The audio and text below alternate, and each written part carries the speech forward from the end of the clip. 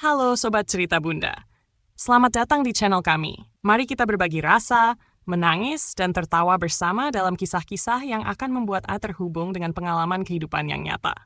Jangan lewatkan setiap cerita mengharukan yang akan membuat Anda merasa lebih hidup. Tekan tombol subscribe sekarang juga dan bergabunglah dengan komunitas Cerita Bunda. Mari kita mulai perjalanan ini bersama-sama. Terima kasih telah bergabung dan selamat menyaksikan. Radhika mengangkat tirai jendela di ruang tamu untuk kesekian kalinya hari itu. Jam dinding menunjukkan pukul 16.42. Angin sore dari taman depan menyapu lembut rambutnya yang dikuncir rapi, membuat beberapa helai mencuat keluar, mengganggu pandangan. Di atas meja kaca, sebuah piring kue favorit Mas Romi sudah dingin. Ia menyiapkannya sejak siang, berharap kehangatan sederhana itu bisa menyambut suaminya yang 2 bulan dinas di luar kota. 2 bulan yang terasa seperti 2 tahun. Ia sempat berpikir untuk tidak menyiapkan apapun, hanya menunggu biasa saja di kamar sambil membaca. Tapi rindu tetap punya caranya sendiri. Ia tetap mengganti taplak meja, menyemprot pengharum ruangan, bahkan memilih baju sederhana namun cantik. Gaun selutut warna biru muda yang dulu dipuji Romi saat pertama kali Radhika pakai saat mereka berlibur ke Jogja. Pukul 17.10, suara mesin mobil terdengar di depan pagar. Jantung Radhika memukul keras dadanya. Ia menuruni anak tangga ruang tengah dengan langkah ringan, mencoba menenangkan napas. Tapi yang dilihatnya di balik jendela membuatnya terdiam seketika. Bukan hanya Romi yang turun dari mobil. Di sisi kirinya, seorang perempuan muda berhijab dengan balutan dress motif bunga membawa tas besar di pundaknya. Di sisi kanan, seorang anak perempuan sekitar usia 6 tahun menggandeng tangan Romi sambil tertawa riang, seolah perjalanan jauh baru saja digantikan oleh pelukan hangat dari orang yang paling dirindukan. Radhika tidak langsung membuka pintu. Ia terpaku. Jantungnya terasa berhenti berdetak. Ia mencoba menepis prasangka, mencoba berpikir jernih. Mungkin itu teman kantor, mungkin itu adik angkat. Mungkin ia terlalu berpikiran buruk. Tapi saat Romi membuka pintu pagar dan menatap langsung ke arah rumah dengan senyum yang anehnya tidak segup biasanya, Radhika tahu ini bukan mungkin. Pintu utama terbuka saat suara sandal mereka sudah hampir mencapai teras. Romi memandang Radhika dengan wajah tenang. Perempuan di sebelahnya tersenyum canggung, sementara anak kecil itu langsung berlari masuk, seperti sudah tahu letak sofa dan kemana arah dapur. Rah, ini Mira, dan ini Cinta. Sekarang mereka tinggal bersama kita, ujar Romi datar, seolah memperkenalkan tamu arisan. Radhika menahan napas. Apa maksudmu? Tinggal bersama kita. Romi menggenggam tangan Mira dan menarik anak itu mendekat. Aku menikahi Mira beberapa minggu lalu. Ini semua karena keadaan. Aku nggak bisa ceritain semuanya sekarang. Tapi percayalah, ini demi kemanusiaan. Demi kemanusiaan? Kalimat itu seperti lelukon di tengah luka yang baru saja menganga. Radhika hanya bisa menatap mereka, matanya mencari pembenaran di wajah suaminya. Tapi yang ia temukan hanya ketenangan palsu. Rumah ini, yang ia cicil sendiri dari gaji proyek demi proyek sebelum menikah, kini menjadi tempat masuknya tamu tak diundang yang mengaku istri baru. Cinta, anak kecil itu, sudah duduk di sofa dan menyalakan televisi dengan santai. Mira membuka jilbabnya, menyeka keringat, lalu berkata, "Maaf ya Mbak Radhika, tadi jalanan macet banget." Mbak Radhika? Lidah Radhika keluh, tangannya gemetar, tapi ia sembunyikan di balik lipatan dress. Ia ingin marah, ingin berteriak, tapi tenggorokannya terkunci rapat. Ia memutar tubuhnya, berjalan pelan ke arah dapur, meninggalkan mereka di ruang tamu. Di balik dinding dapur, ia bersandar pada kulkas dan menarik napas panjang. Matanya panas, telinganya berdengung. Suara mereka samar terdengar di ruang depan, seperti gemuruh badai yang sedang menyusup masuk ke rumah yang selama ini menjadi tempatnya berteduh. Ia memejamkan mata, mencoba menata ulang hidupnya dalam 5 menit terakhir. Ini rumahku, batinnya berulang-ulang. Aku yang beli, aku yang bangun. Ini rumahku. Tapi suara tawa anak itu, langkah kaki Mira yang mulai memeriksa kamar lantai atas, dan suara Mas Romi yang menyuruh pembantu menyiapkan kamar tamu, mengaburkan semua kepemilikan. Rumah ini mendadak terasa asing. Dindingnya tetap sama, tapi atmosfernya telah digeser oleh kehadiran orang-orang yang seharusnya tak punya tempat di sini. Malamnya, Radhika duduk di ranjang sendirian. Mas Romi tidur di kamar sebelah. Katanya demi menjaga kenyamanan Cinta yang belum terbiasa tidur sendiri. Mira pun katanya belum siap tidur sendiri. Banyak katanya yang membuat Radhika ingin tertawa. Tapi yang keluar hanya napas berat dan hening panjang. Di atas ranjang, bantal-bantal empuk terasa dingin. Ia menggenggam ujung selimutnya, lalu menatap langit-langit. Di balik semua luka, ia menyusun keputusan. Bukan malam ini, tapi akan ada waktunya. Ia tidak tahu kapan, tapi ia tahu pasti Radhika tak akan diam. Ia akan bertindak. Ia akan rebut kembali hidup yang dirampas atas nama kemanusiaan. Dan malam itu, untuk pertama kalinya, Radhika sadar. Kepulangan yang ia tunggu-tunggu ternyata membawa kehancuran. Tapi dari reruntuhan ini, ia akan membangun ulang sesuatu yang baru. Untuk dirinya sendiri, untuk harga dirinya. Ia tidak butuh belas kasih, ia hanya ingin kembali merasa memiliki. Pagi itu, Radhika bangun lebih cepat dari biasanya. Bukan karena mimpi buruk, tapi karena suara gelak tawa yang menggema dari dapur. Ia melirik jam dinding. Baru pukul 6:10. Langkahnya berat saat menyusuri lorong menuju sumber suara. Dan saat ia melongokkan kepala ke dapur, yang ia lihat membuatnya harus menggenggam sisi tembok untuk menahan diri. Mira berdiri di depan kompor, mengenakan apron bergambar bunga matahari.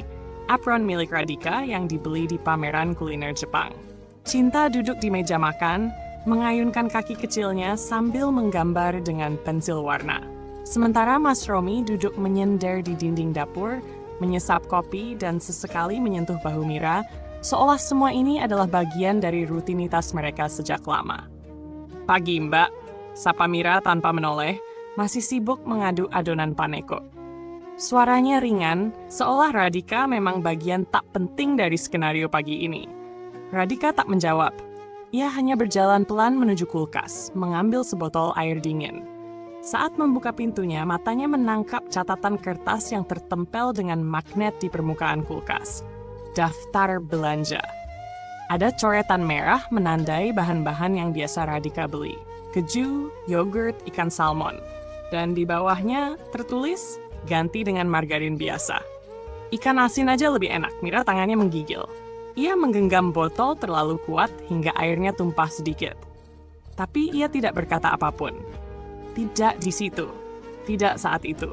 Ia berjalan keluar, meminum airnya pelan, dan menatap ke taman lewat jendela ruang tengah.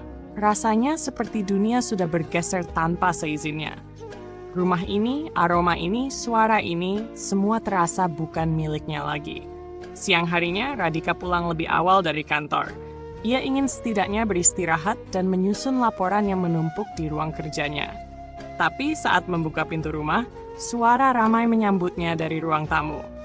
Beberapa perempuan, 2 di antaranya tampak asing, duduk di sofa sambil berceloteh, menyesap es teh manis, dan mengunyah camilan yang disuguhkan dengan toples kaca milik ibunya, yang dulu ia simpan dengan rapi.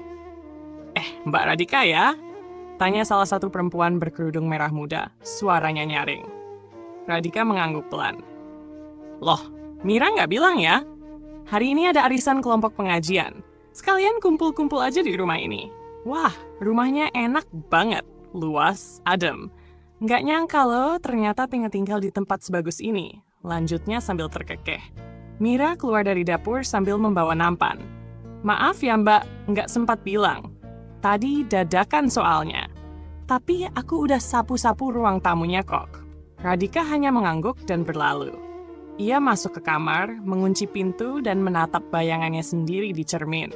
Wajahnya kusut, tapi bukan karena lelah. Ia kelelahan menahan semua yang terjadi tanpa bisa meluapkan satu kata pun. Seolah semua yang ia bangun, ia rawat, dan ia perjuangkan kini diambil alih dengan senyuman sok manis dan kalimat basa-basi yang menyayat. Malam itu saat rumah kembali sepi, Radhika duduk sendirian di ruang kerja.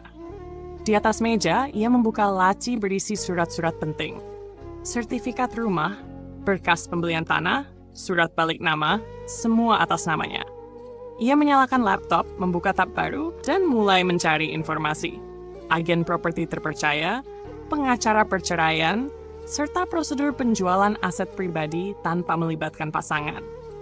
Tangannya tak ragu. Ia tak lagi merasa bersalah, karena yang menginjak harga dirinya bukan orang asing, tapi orang yang pernah ia percayai untuk berjalan sehidup semati. Dan jika kepercayaan itu dilukai tanpa peringatan, maka ia berhak melindungi dirinya sendiri. Dengan caranya. Di malam berikutnya, Radhika memerhatikan bagaimana Mira menyuruh asisten rumah tangga menyetrika baju Romi, lalu berkata dengan suara lantang, "Nanti kemeja biru yang garis putih, setrika yang rapi ya. Soalnya itu favorit Mas." Padahal kemeja itu adalah pemberian ulang tahun dari Radhika 3 tahun lalu. Cinta kini memanggil Romi dengan lantang. Ayah bantuin PR dong." Sambil meringkuk di karpet ruang tamu. Sementara Radhika hanya bisa duduk di pojok meja makan, membaca laporan kerja yang tak lagi ia pahami isinya. Semua terasa janggal. Tapi tak ada yang membela, tak ada yang menegur, termasuk suaminya sendiri. Romi memilih diam, seolah diamnya adalah bentuk persetujuan atas semua yang terjadi, dan itu lebih menyakitkan dari pengkhianatan apapun. Dalam sepi, Radhika tersenyum kecil. Bukan senyum bahagia, tapi senyum penuh tekad. Ia tahu dirinya bukan perempuan yang bisa diinjak begitu saja. Ia bukan daun kering yang bisa diterbangkan angin. Ia perempuan yang membangun rumah ini dari nol. Dan ia tidak akan duduk diam saat rumah itu berubah menjadi panggung bagi orang lain yang merebut tempatnya. Radhika menyusun langkah. Diam-diam, tapi pasti. Karena dendamnya bukan dalam bentuk amarah, tapi dalam bentuk keputusan. Dan dalam keputusan itu, ia akan pastikan tidak ada satupun dari mereka yang akan siap menghadapi kejutan yang telah ia siapkan. Sebab kali ini, Radhika tidak sedang mengalah. Ia sedang menyusun akhir dari permainan yang dulu ia kira rumah tangga. Radhika duduk di meja makan dengan tubuh tegak, mencoba mengendalikan ekspresi wajahnya saat melihat Mira menyuguhkan menu makan malam ke hadapan Romi. Sup bening, sambal goreng ati, dan kerupuk udang yang masih hangat. Semuanya bukan masakan kesukaan Radhika, tapi jelas sekali disiapkan untuk selera Romi. Mira menempatkan mangkuk dengan penuh gaya, lalu tersenyum. "Mas, cobain yang ini, aku pakai resep warisan ibuku." Romi mengangguk kecil. "Wah, wangi enak banget." Radhika hanya diam, menyendok nasi dengan tangan kanan, mencoba makan tanpa suara, padahal detak jantungnya berdebar hebat.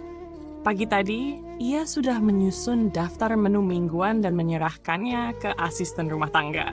Tapi semuanya kini seperti tak ada artinya. Mira mengambil alih tanpa bicara, seolah semua urusan rumah ini memang kini haknya sepenuhnya. "Besok kita rapihin kamar belakang ya," ujar Mira tiba-tiba. Suaranya mengambang di antara suara sendok dan piring. "Aku kepikiran, mending kamar itu dijadiin ruang kerja Romi aja. Kasihan dia masih ngetik proposal di meja makan." Radhika meletakkan sendok perlahan. "Ruang belakang itu gudang penyimpanan barangku, Mira." "Loh, tapi masa rumah segede ini, Mas Romi nggak punya ruang sendiri?" "Lagian barang Mbak kan bisa ditaruh di gudang atas," saut Mira enteng. Lalu menoleh pada Romi sambil terkikik. "Ya kan, Mas?" Radhika menggeleng pelan. "Ruang itu tidak untuk siapapun selain aku. Dan tidak ada yang memutuskan tanpa bicara padaku." Suasana meja makan seketika dingin. Cinta berhenti mengunyah. Romi melirik Mira sebentar, lalu menatap Radhika. "Sudah, Ra, gak usah dibikin besar. Kita semua tinggal di sini. Semua harus belajar kompromi." Belajar kompromi? Radhika megang ujung meja.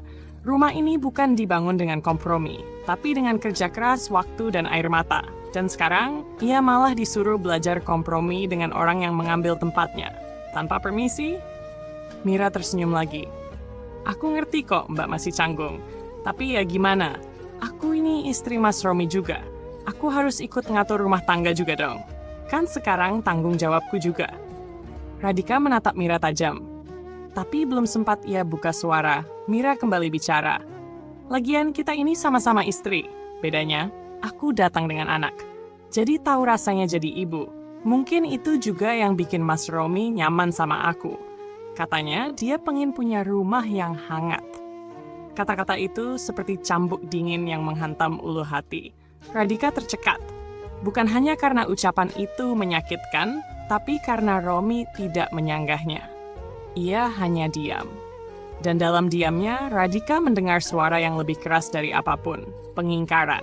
Ia mendorong kursi ke belakang, berdiri tanpa suara dan berjalan ke kamar. Tapi sebelum melewati ambang pintu, ia berhenti, berbalik, menatap Romi dan Mira yang masih duduk di meja makan. "Rumah ini hangat bukan karena kamu, Mira," ucapnya dengan suara pelan namun jelas. "Rumah ini hangat karena aku membangunnya dengan sepenuh hati. Tapi sekarang rumah ini dingin, karena kalian masuk tanpa caranya menghargai." Radhika masuk ke kamar dan mengunci pintu, tapi bukan untuk menangis. Ia duduk di atas ranjang, menatap pantulan wajahnya di cermin besar. Matanya merah, tapi tak ada air mata. Yang ada hanya kekosongan. Kekosongan yang makin hari makin membesar, menggerogoti semua kenangan yang pernah ia simpan dengan baik. Beberapa malam kemudian, Radhika mendengar tawa dari ruang keluarga. Mira dan Romi menonton acara komedi bersama, duduk berdekatan, bahu saling bersentuhan. Cinta tertidur di pangkuan Mira. Sementara Radhika duduk sendiri di teras belakang, memandangi langit malam yang tak punya jawaban. Ia merasa seperti hantu di rumah sendiri. Tidak ada yang bertanya kabarnya. Tidak ada yang menegur kepergiannya. Ia bisa saja menghilang, dan mungkin tidak ada satupun dari mereka yang sadar. Tapi justru dari situ, tekadnya tumbuh. Ia tidak akan jadi korban. Ia tidak akan jadi bayang-bayang yang hanya mengalah dan menghilang.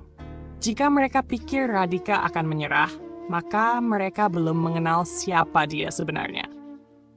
Dalam gelap malam itu, Radhika membuka ponselnya, masuk ke aplikasi pencatatan properti, dan meninjau ulang listing penjualan rumah-rumah sejenis di kawasan ini.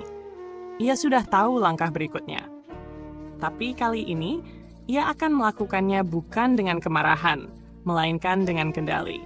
Karena Radhika tahu, menjadi istri pertama bukan berarti harus jadi yang terakhir dicintai. Tapi setidaknya, ia berhak jadi yang pertama untuk membela harga dirinya. Dan jika rumah ini telah menjadi panggung penghinaan, maka ia sendiri yang akan matikan lampunya. Lampu meja kerja menyala temaram. Di luar, hujan turun rintik-rintik, membasahi jendela kaca dengan jejak-jejak air yang meluncur pelan seperti air mata. Tapi malam itu, Radhika tak sedang menangis. Ia duduk di kursi kerjanya dengan tubuh tegak, mengenakan sweater abu-abu yang membungkus dingin tubuhnya. Di atas meja terhampar lembar demi lembar dokumen yang sudah lama ia simpan rapi. Sertifikat rumah, bukti cicilan lunas, rekening koran, hingga surat pembelian tanah dari tahun-tahun sebelum ia mengenal Mas Romi. Satu persatu ia baca ulang. Tangannya bergerak stabil, membuka setiap map dengan hati-hati, seolah menyisir kembali sejarah dirinya sendiri. Rumah ini bukan sekadar bangunan, tapi jejak hidup yang ia ukir dari kerja keras sebagai konsultan proyek yang dulu kerap pulang larut malam, tidur di ruang rapat, dan makan seadanya demi tabungan yang kini menjadi pondasi hidupnya. Rumah ini dibeli sebelum ia mengenal cinta. Dan cinta itulah yang kini mengizinkan orang asing tidur di atas kenyamanan yang ia perjuangkan sendiri. Radhika menarik napas panjang, lalu memegang sertifikat rumah yang bertuliskan jelas namanya. Bukan nama bersama, bukan milik suami istri, tapi satu nama, Radhika R. Sasmita. Tanpa embel-embel Romi, tanpa catatan hibah, hak milik penuh. Ia mendadak merasa seperti menemukan kembali siapa dirinya. Perempuan yang pernah punya dunia sendiri, yang kini sedang diasingkan di tempat yang seharusnya menjadi miliknya. Keesokan paginya, Radhika beralasan ada rapat di luar kota. Ia memilih pakaian kerja yang formal tapi tidak mencolok, lalu menyetir sendiri ke sebuah kantor hukum kecil yang terletak di pusat kota. Sebuah tempat yang tenang, dengan dinding kaca besar dan interior minimalis yang membuatnya merasa sedikit lebih lega. Di dalam, ia disambut oleh seorang perempuan parubaya bernama Bu Melati, seorang notaris yang bicara dengan tenang dan hati-hati. Radhika menyerahkan dokumen-dokumen itu satu persatu. "Suami ibu tidak ikut hadir?" tanya Bu Melati sopan. "Tidak perlu," jawab Radhika singkat. "Ini rumah saya, dibeli sebelum pernikahan. Tidak ada campur tangan dia." Bu Melati mengangguk. "Kalau begitu, ibu punya hak penuh. Mau dijual, disewakan, atau dihibahkan pun bisa. Izin suami tidak dibutuhkan." Kalimat itu seperti setetes air di padang gersang. Radhika mengangguk pelan, lalu berkata, "Saya belum akan menjualnya sekarang, tapi saya ingin tahu semua prosedur dan perlindungan hukumnya. Dan saya ingin mulai mencari agen properti." Di meja itu, Radhika menandatangani beberapa lembar kuasa untuk pengurusan awal. Tangannya tidak bergetar, hatinya tidak ragu. Ia bukan sedang bertindak gegabah, tapi bertindak sadar, karena luka hanya akan membusuk kalau dibiarkan. Dan satu-satunya cara menyembuhkannya adalah dengan merapikan sisa-sisanya dan pergi. Sore harinya, saat kembali ke rumah, ia melihat Mira sedang berkebun di halaman depan. Cinta duduk di ayunan sambil memanggil Romi yang sedang mencuci mobil. Dari jauh, mereka tampak seperti keluarga kecil yang utuh. Tapi Radhika tahu, semua itu hanya skenario yang tidak ditulis oleh dirinya. Dan ia tidak sudi jadi figuran di drama yang menyingkirkan pemeran utama tanpa penjelasan. Malam itu, Radhika kembali ke ruang kerjanya. Kali ini ia membuka laptop, membuat akun email baru, menghubungi 3 agen properti, dan mulai mengirimkan data singkat. Lokasi rumah, luas bangunan, fasilitas, dan kisaran harga pasar. Ia tidak mencantumkan nama suami. Ia juga tidak menuliskan niat pribadi. Ia hanya bilang bahwa pemilik rumah siap melepas asetnya dalam waktu 3 bulan ke depan, dengan skema penjualan senyap, tidak melibatkan media sosial, tidak ada baliho penjualan, hanya lewat jaringan tertutup. Sementara di ruang sebelah, Mira tertawa menonton sinetron bersama Romi.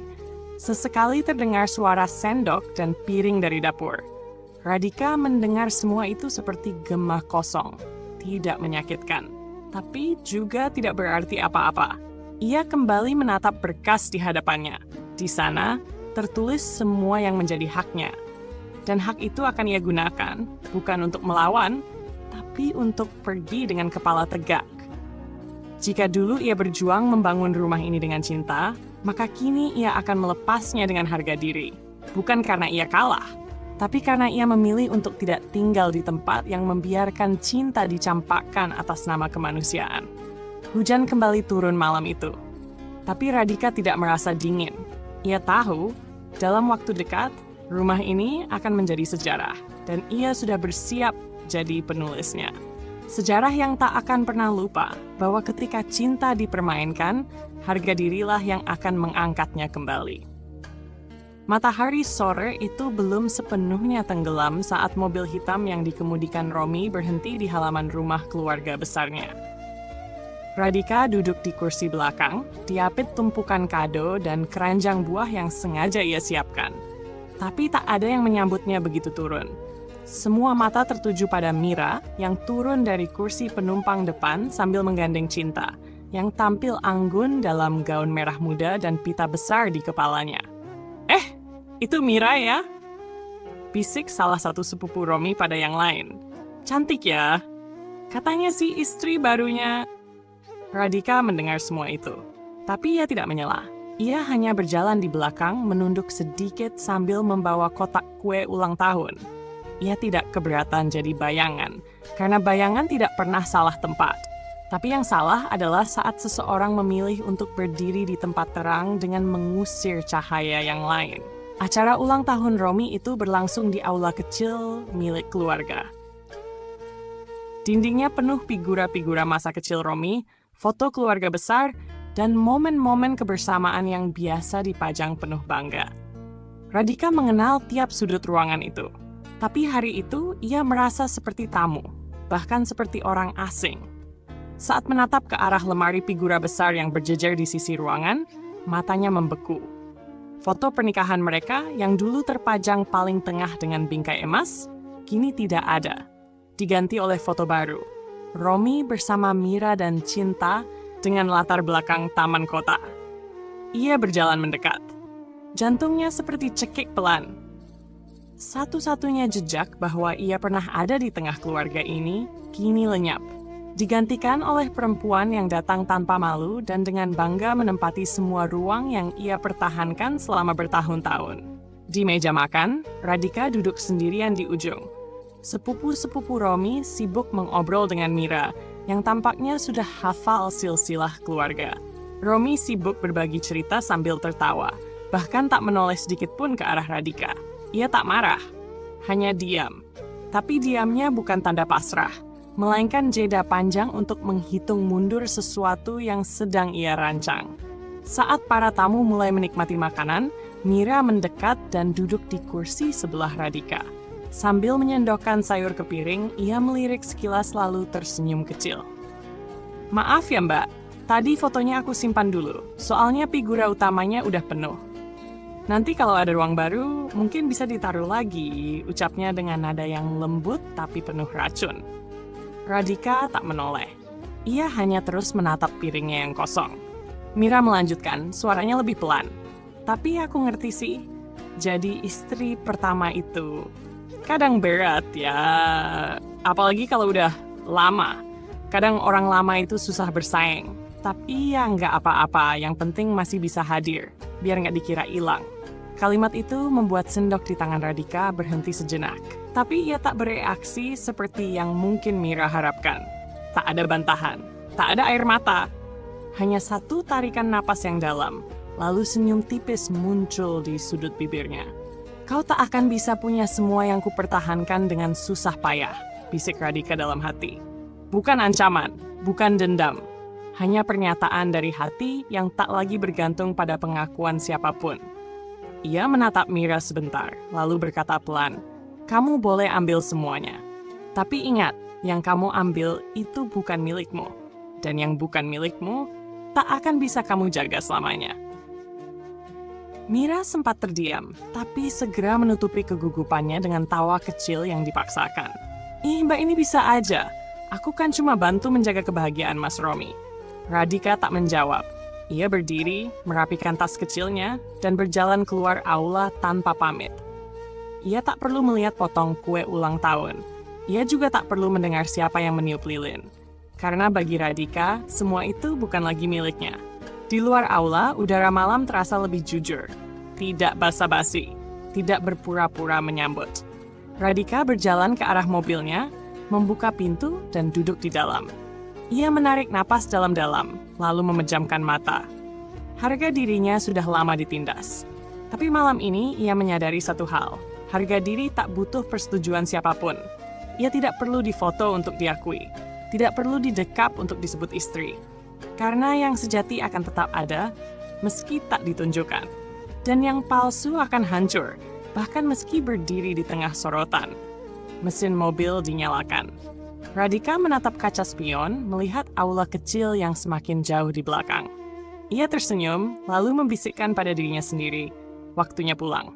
Tapi bukan ke rumah itu, melainkan ke hidupku sendiri.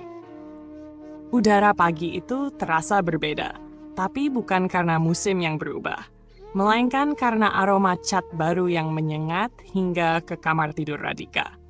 Ia bangkit dari tempat tidur, membuka pintu, dan mendapati ruang tamu yang dulu hangat berwarna krem, kini dicat putih terang dengan aksen abu-abu. Di sudut ruang, seorang tukang sedang memaku bingkai besar yang menampilkan foto Mira dan Cinta saat berlibur ke puncak. Sofa empuk yang dulunya Radhika pilih dengan penuh pertimbangan, kini tak ada.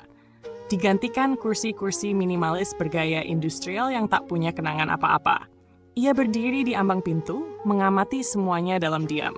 Mira berjalan mendekat dengan catatan kecil di tangannya, masih mengenakan daster santai, rambut dikuncir tinggi. "Mbak, maaf ya, kemarin aku inisiatif renovasi sedikit. Soalnya suasananya terlalu klasik. Kasihan Cinta kalau main, katanya rumahnya serem.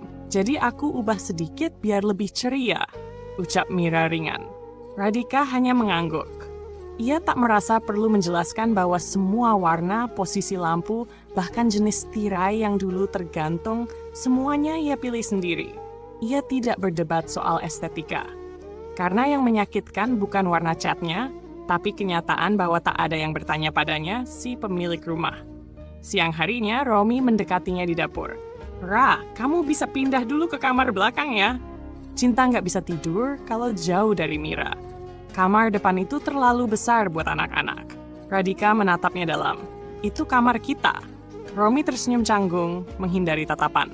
"Ya, cuma sementara. Nanti kalau Cinta udah terbiasa, kamu bisa balik lagi." Kata-kata itu lebih menyakitkan dari permintaan pindahnya sendiri. Karena dalam kalimat sementara itu, Radhika tahu, dia bukan lagi bagian dari keutuhan rumah ini. Ia hanya sisa, yang harus menyingkir dengan alasan demi kenyamanan orang lain. Malamnya, ia mulai mengemas barang-barangnya, satu persatu. Bukan karena akan pindah kamar, tapi karena bersiap pergi. Ia membuka laci, memasukkan sertifikat rumah, surat kuasa, berkas-berkas ke dalam satu koper kecil. Di balik layar laptopnya sudah ada surel balasan dari salah satu agen properti. Minat serius, siap bertemu untuk tahap awal negosiasi. Rumah itu hampir terjual. Di kamar belakang, ia tidur dengan lampu redup. Ruangan itu sempit, pengap, dan tak punya ventilasi sebaik kamar utama. Tapi anehnya, malam itu Radhika justru merasa lebih damai. Karena ia tahu tempat ini akan jadi tempat terakhirnya di rumah itu sebelum benar-benar pergi. Ia memejamkan mata sambil membayangkan wajah Romy ketika tahu rumah yang selama ini ia huni tanpa tanya telah berpindah tangan. Ia membayangkan Mira yang mungkin akan panik, berusaha menelepon sana-sini, mencari cara mempertahankan ruang yang bukan haknya. Tapi Radhika tidak merencanakan balas dendam.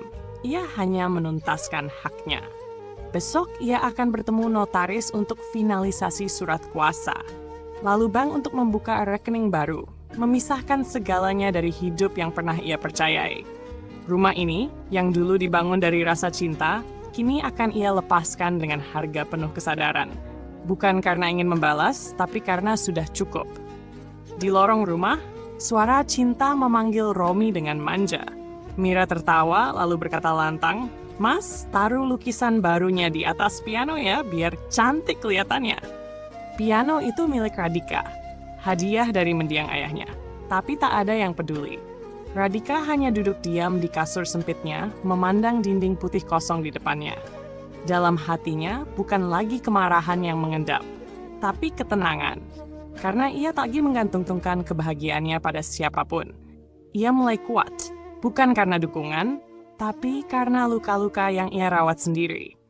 Luka yang tak mematikan, tapi justru mengajarinya cara berjalan lebih tegak.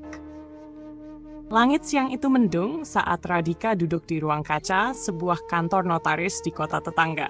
Aroma kayu dari meja panjang di depannya berpadu dengan wangi kopi hangat yang disediakan sekretaris.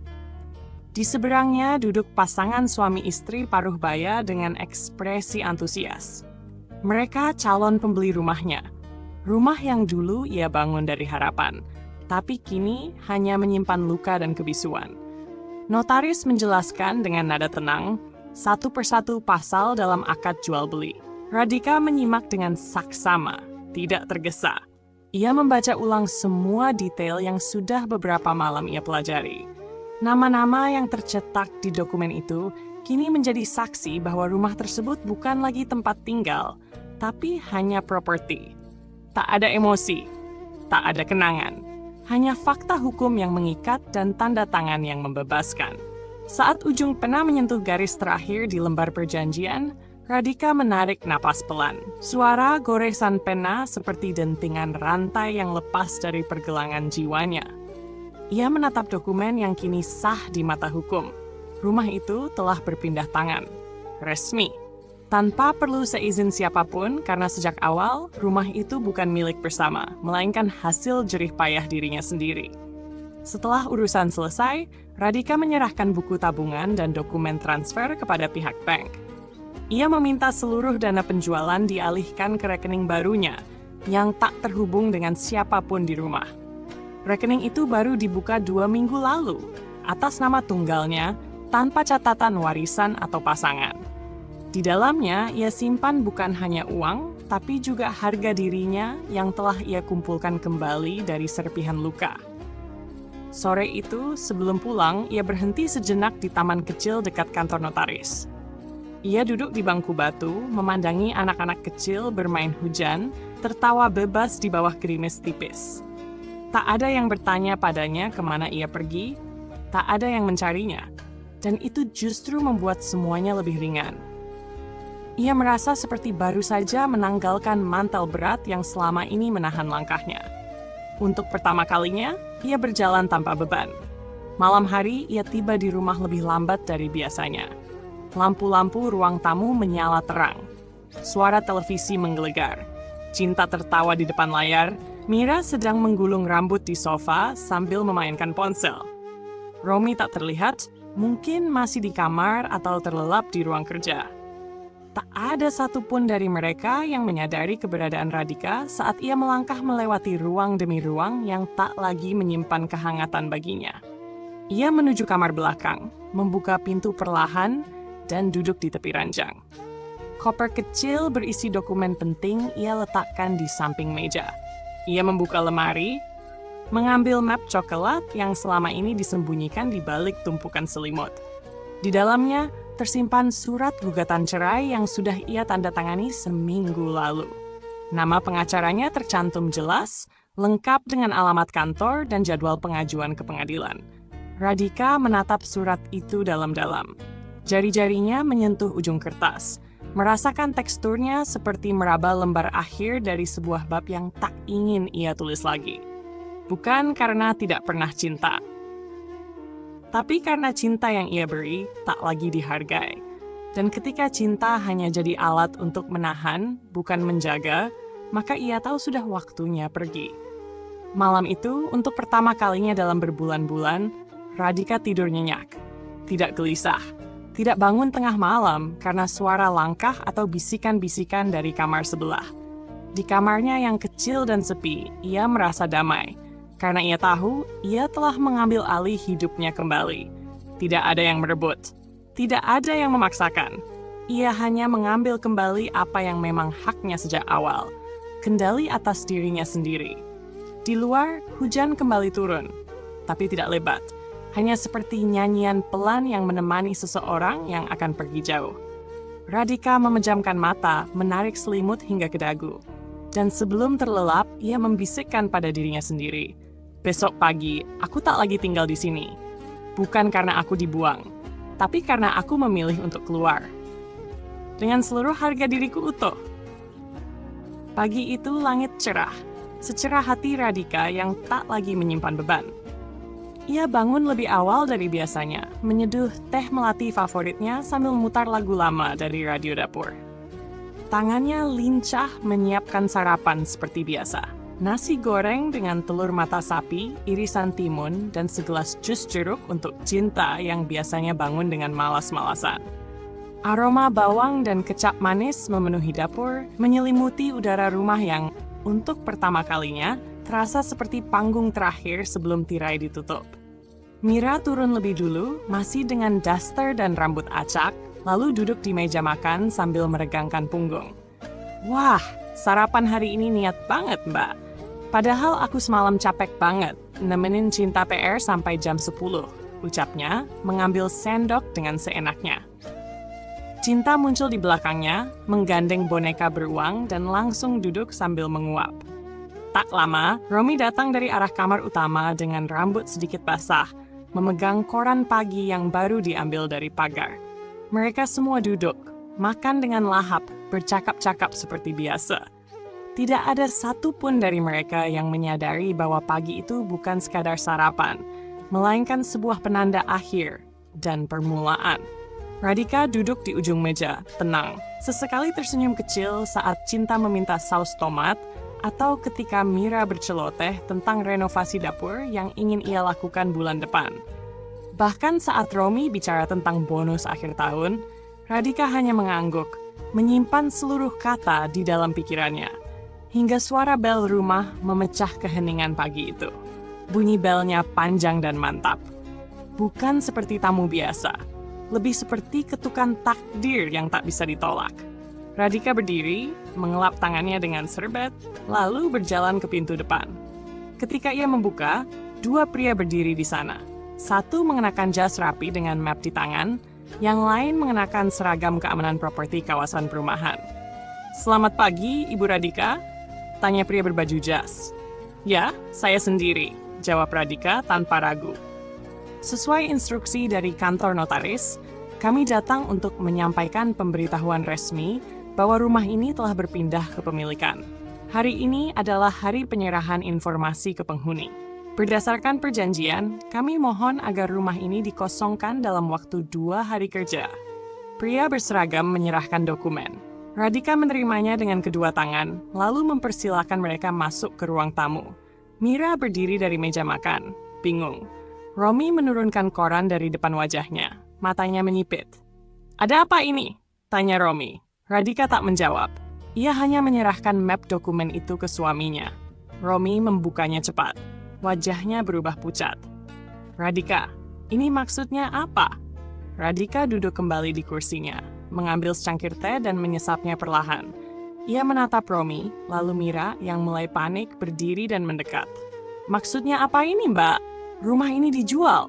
Kok nggak ngomong dari awal?" Radhika mengangkat alis. "Rumah ini milikku, sertifikatnya sejak sebelum aku menikah. Kalian tinggal di sini karena aku mengizinkan. Tapi sekarang izinku sudah selesai." Tapi ini rumah kita," seru Romi. Suaranya meninggi. "Rumah kita?" Radhika menahan senyum getir. "Kapan terakhir kali kau menanyakan milik siapa rumah ini? Kapan terakhir kali kau peduli aku masih punya ruang di dalamnya?" Cinta menatap bingung ke arah ibunya dan ayahnya. Mira memeluknya erat. "Radhika, tolonglah, kita bisa bicara baik-baik." Radhika menatap Mira lurus. "Aku sudah cukup berbagi.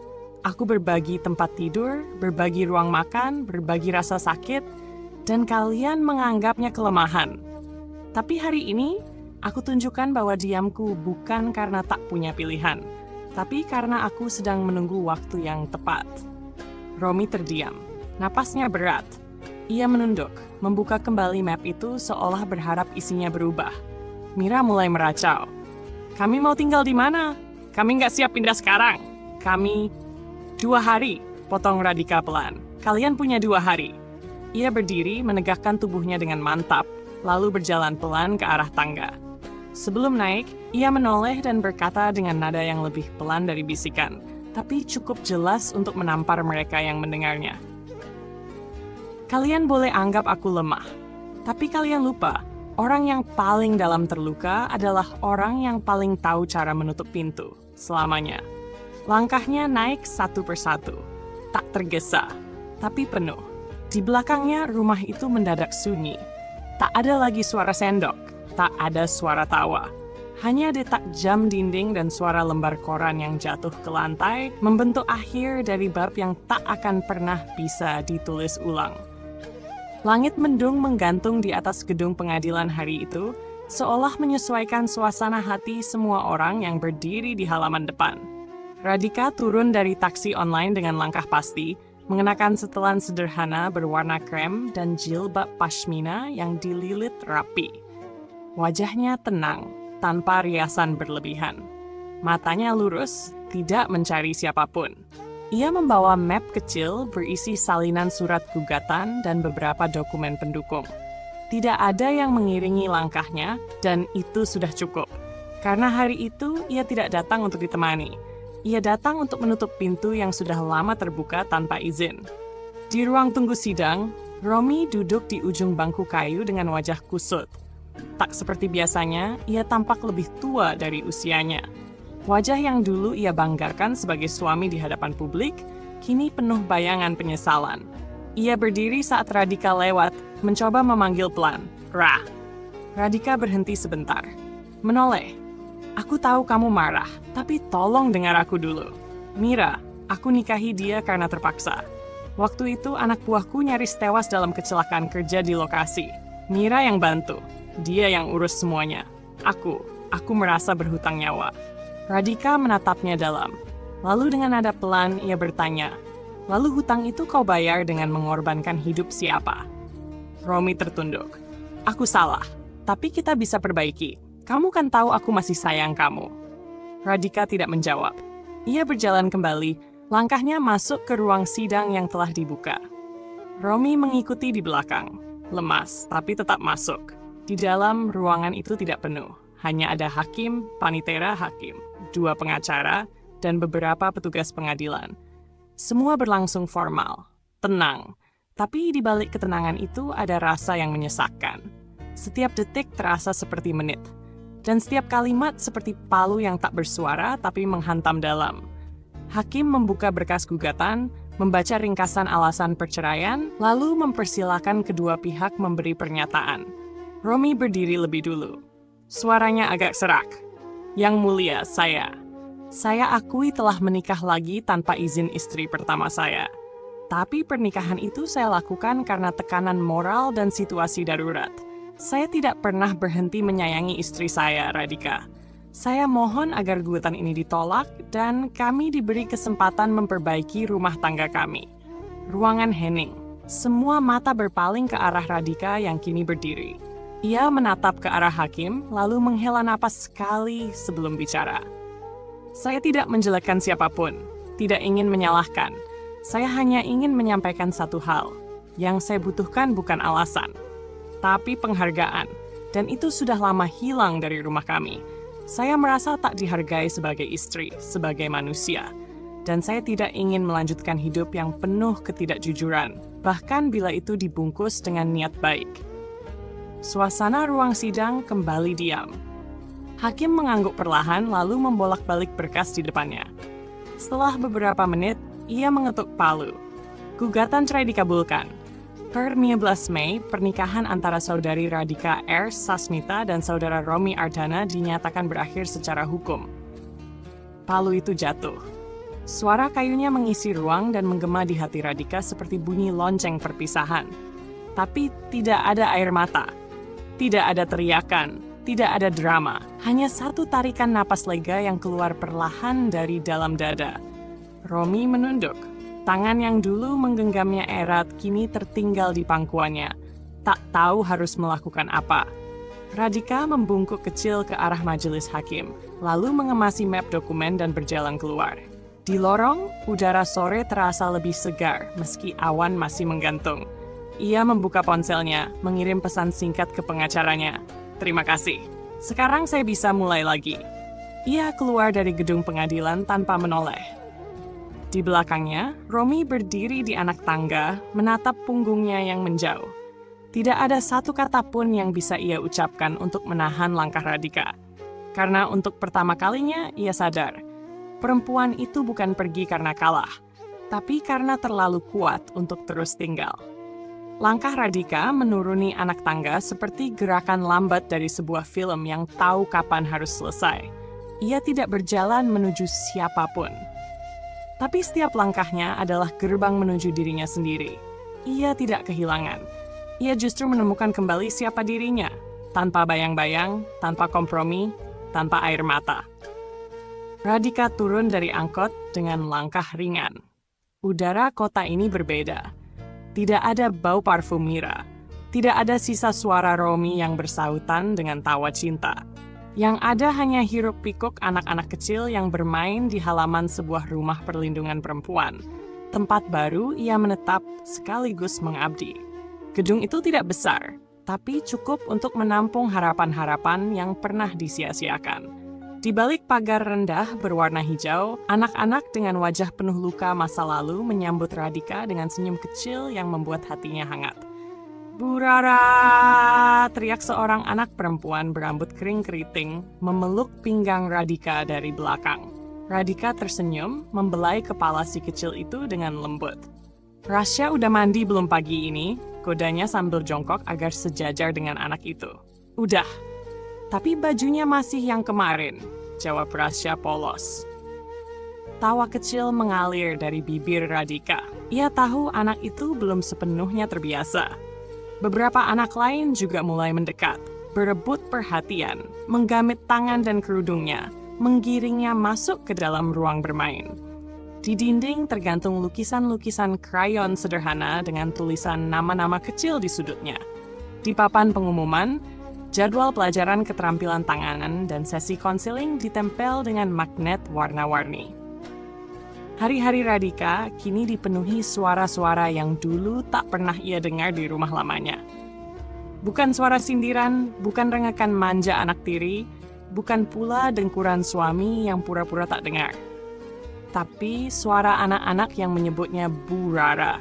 Suara tangis yang berhenti saat ia peluk, dan suara tawa yang lahir dari pelukan yang tak menuntut siapa-siapa untuk sempurna. Ia tidak lagi mengenal ritme hidup yang tergantung pada jadwal suami pulang kantor. Kini, ia bangun pagi untuk menyiapkan sarapan bagi 8 anak di rumah perlindungan. Ia membersihkan luka-luka kecil di lutut, menyeka air mata mimpi buruk, dan mengajarkan bagaimana menggambar rumah impian mereka sendiri. Bukan rumah besar penuh penghinaan, tapi rumah kecil yang dihuni kasih sayang. Beberapa kali, ada yang bertanya mengapa ia tak punya anak sendiri. Pertanyaan itu tak lagi menyakitkan. Ia hanya tersenyum dan menjawab, "Karena Tuhan ingin aku punya lebih dari 1 anak." Ia tahu dirinya bukan ibu kandung. Tapi di setiap tangan kecil yang menggamit jemarinya, ia menemukan makna baru menjadi ibu.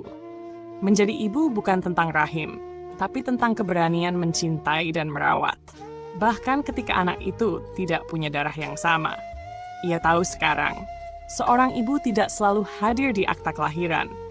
Tapi ia hadir saat tangan kecil itu butuh pegangan di malam penuh ketakutan. Sore itu, selepas sesi membaca cerita, Radhika duduk di balkon apartemen kecilnya di lantai 3. Kota ini tak semegah yang dulu ia tinggali, tapi langitnya lebih jujur. Ia memandangi jalanan di bawah, memeluk cangkir teh hangat di tangannya.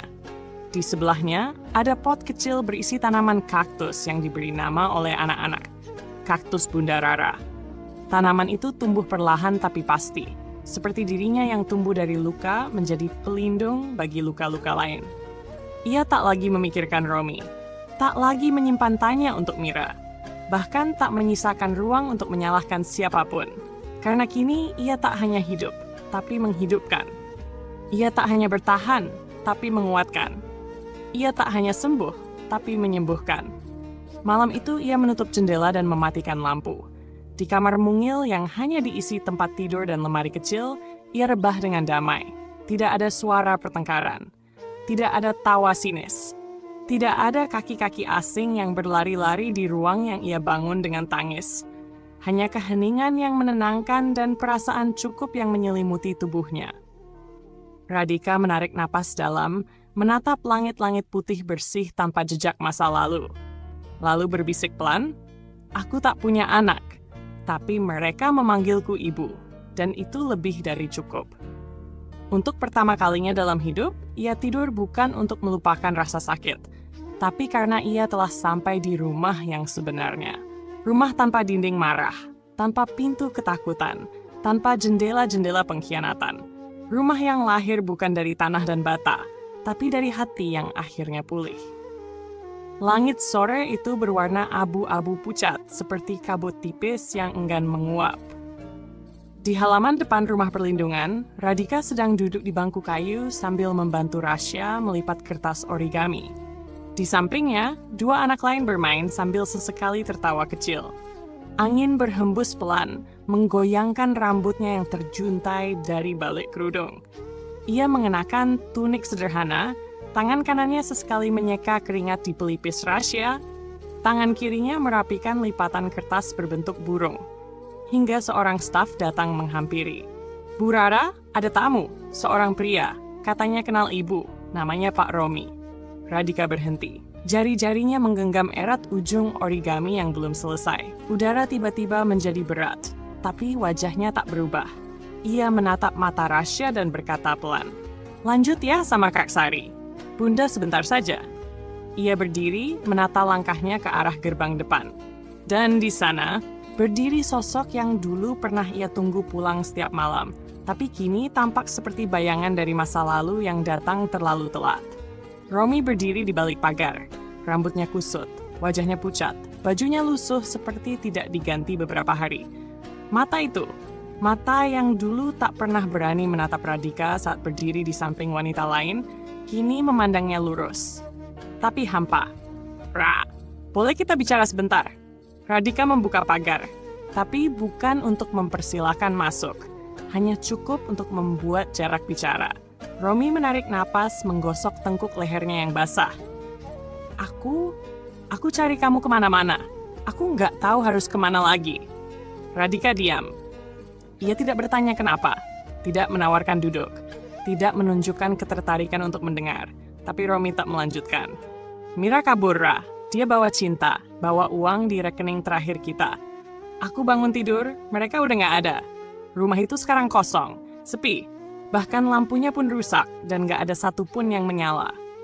Radhika menatapnya datar. Tak ada kejutan di wajahnya, tak ada kasihan, tak ada dendam. Hanya ketenangan orang yang sudah lama tahu bahwa sesuatu yang rapuh pasti akan runtuh dengan sendirinya. Katanya, semua ini salahku. Aku terlalu percaya, terlalu sibuk kerja. Tapi aku cuma pengen bahagiain dia, Ra. Aku pikir semua ini akan baik-baik aja, lanjut Romi. Suara lirihnya seperti anak kecil yang kehilangan arah. Radhika mengangguk pelan. Dan sekarang kamu datang ke sini. Kenapa? Minta aku bantu menyalahkan Mira? Romi tertunduk. Enggak, aku cuma nggak tahu harus bicara ke siapa lagi. Kamu satu-satunya orang yang selalu ada dulu. Dan sekarang, aku kehilangan semuanya. Radhika menatap matanya dalam. Lalu dengan suara tenang dan mantap, ia menjawab, kamu kehilangan karena kamu tak pernah benar-benar menghargai yang sudah kamu punya. Dan aku tidak kehilangan apapun, Romi, karena aku memilih pergi sebelum semuanya dicuri dariku. Kalimat itu seperti palu terakhir yang menutup pintu, tapi tidak diucapkan dengan amarah. Justru diucapkan dengan ketegasan yang lahir dari kedewasaan. Romi menggigit bibir bawahnya. Ada air di matanya, tapi ia tak menangis. Ia tahu, tangis pun takkan bisa menembus dinding yang sudah lama ia bangun sendiri. Dinding antara dirinya dan perempuan yang dulu ia abaikan, dan kini tak bisa ia dekati lagi. Kalau kamu butuh tempat tinggal, rumah itu masih bisa kamu tempati, ucap Radhika tanpa nada. Tapi jangan salah paham. Aku bilang begitu, bukan karena aku peduli, tapi karena aku sudah selesai menginginkanmu, selesai memaafkan diriku sendiri karena pernah terlalu sabar. Romi hanya bisa menatap langkah Radhika yang perlahan kembali ke dalam. Punggung perempuan itu tetap tegak, langkahnya tak ragu. Di balik pagar yang perlahan tertutup, ia melihat anak-anak berlari ke arahnya, menyambut dengan pelukan. Mereka memanggilnya Bunda. Dan di balik senyuman Radhika kepada mereka, Romi sadar, ia benar-benar tidak punya tempat lagi di hidup perempuan itu. Dan untuk pertama kalinya dalam hidupnya, Romi benar-benar merasa kehilangan. Bukan hanya rumah, bukan hanya anak, tapi perempuan yang selama ini tak ia lihat nilainya, sampai semuanya sudah tak mungkin kembali. Sinar lampu panggung memantul tenang di wajah Radhika yang berdiri dengan tegap di tengah auditorium. Ia mengenakan blus putih sederhana yang dipadukan dengan rok panjang biru tua, rambutnya disanggul rapi, dan wajahnya tak menampilkan sisa-sisa luka yang dulu ia tutupi dengan senyum palsu. Tapi kali ini, senyumnya nyata. Bukan karena segalanya berjalan mulus, tapi karena ia sudah selesai dengan semua pertarungan yang membuatnya hampir hilang arah. Di hadapannya, ratusan perempuan duduk menyimak. Mereka datang dari berbagai latar belakang. Ibu rumah tangga yang tersakiti, perempuan karier yang ditinggalkan, janda muda, hingga remaja yang mulai mengenal luka. Seminar hari itu bertajuk Perempuan yang Bangkit Setelah Dikhianati. Radhika bukan hanya narasumber. Ia adalah bukti hidup dari keberanian untuk memilih pergi saat tinggal hanya menyisakan kehancuran. Suaranya lembut saat mulai bicara, tapi setiap kata terasa seperti dentingan bel yang membangunkan kesadaran. Dulu, aku adalah istri yang dibagi. Separuh rumah untukku, separuh lagi untuk perempuan lain yang katanya datang karena kemanusiaan. Tapi tak ada kemanusiaan dalam mengambil tempat orang yang masih bertahan. Aku mencoba diam. Lalu mencoba bertahan. Tapi lama-lama aku tahu bahwa diam tak selalu sama dengan damai. Dan bertahan tak selalu berarti kuat. Karena ternyata kekuatan terbesar seorang perempuan bukan pada siapa yang ia pertahankan, tapi pada kapan ia memilih melepaskan. Beberapa hadirin menunduk, menahan tangis. Di baris ketiga, seorang wanita berumur memejamkan mata, menggenggam tangan anak gadisnya yang duduk di samping. Radhika melanjutkan, kali ini dengan senyum yang penuh kepastian. Dulu aku dibagi, sekarang aku utuh. Utuh bukan karena kembali dicintai, tapi karena aku memilih untuk mencintai diriku sendiri. Aku tidak lagi mencari rumah dari tangan siapapun, karena aku telah membangun rumah di dalam diriku. Rumah yang tak bisa digusur oleh pengkhianatan, tak bisa ditembus oleh kebohongan, dan tak bisa diruntuhkan oleh siapapun yang dulu meremehkanku. Tepuk tangan mengalir pelan, seperti gelombang yang bergerak dari satu sisi ruangan ke sisi lain. Bukan tepuk tangan meriah, tapi tepuk tangan dari dada-dada yang terasa disentuh oleh kebenaran. Setelah sesi berakhir, satu persatu peserta mendekat. Beberapa ingin berfoto, beberapa hanya ingin mengucap terima kasih. Tapi yang paling membekas adalah seorang gadis kecil, mungkin baru berusia 9 atau 10 tahun, dengan rambut dikepang dua, mengenakan baju putih Brenda. Ia meluk Radhika erat, lebih erat dari siapapun. Ibu Radhika, fisiknya, suaranya pelan dan tulus, aku ingin sekuat ibu saat besar nanti. Radhika terdiam. Ia menunduk, menyentuh kepala anak itu, dan memeluknya dengan kedua tangan. Kamu akan jadi lebih kuat dariku, karena kamu tumbuh dengan tahu bahwa mencintai diri sendiri itu penting. Jangan pernah izinkan siapapun mengurangi harga dirimu, ya. Anak itu mengangguk kecil, matanya berbinar, lalu berlari kembali ke kursinya. Radhika berdiri mematung sejenak, tenggorokannya tercekat oleh emosi yang tak tumpah jadi air mata. Karena ia tahu inilah rumah sebenarnya. Rumah yang ia bangun bukan dengan bata, tapi dengan luka yang dijahit menjadi kekuatan. Sore itu ia pulang ke apartemen kecilnya. Melepas sepatu, menyeduh teh, lalu duduk di dekat jendela yang menghadap taman kota.